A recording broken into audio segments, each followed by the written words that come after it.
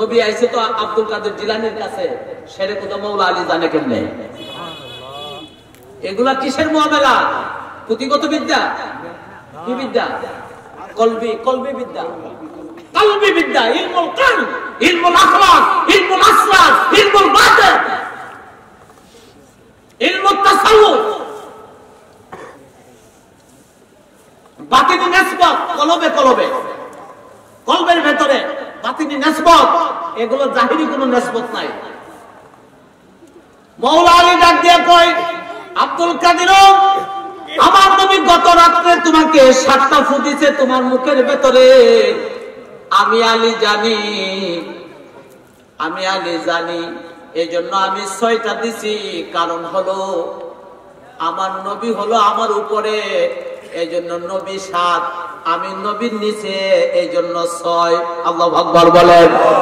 আমার নবীকে তাজিম করতে গিয়া, সম্মান জানাইতে গিয়ে আমি নবীর বরাবর গেলাম না রে আব্দুল কাদের। এই জন্য আমি নবীকে তাজিম দেখাইতে গিয়ে আমি 6টা ফু দিছি তোমার মুখের ভেতরে। আমার নবী 7টা, আমি দিছি 6টা। এবার আর তোমার কোনো সমস্যা হবে না। তুমি এখন থেকে হেদায়েতের কাজ করো, ধর্ম প্রচার করো, মানুষকে নসিহত করো। আমি আলীও তোমারে পারমিশন দিয়ে গেলাম। বলুন সুবহানাল্লাহ।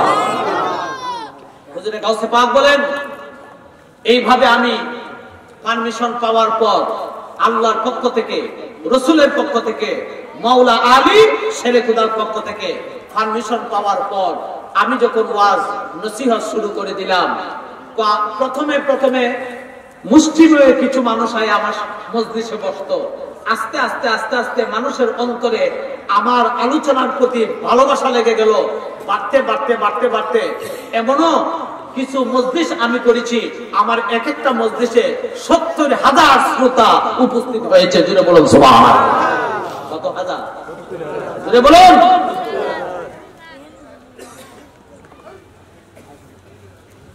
হাফেজ ইবনে হাজার আসকালানী রাহমাতুল্লাহ আলাইহি বলেন, হুজুরে গাউসে পাক বলেন যে আমার এক একটা মাহফিলে 70,000 লোকের সমাগম হয়েছে।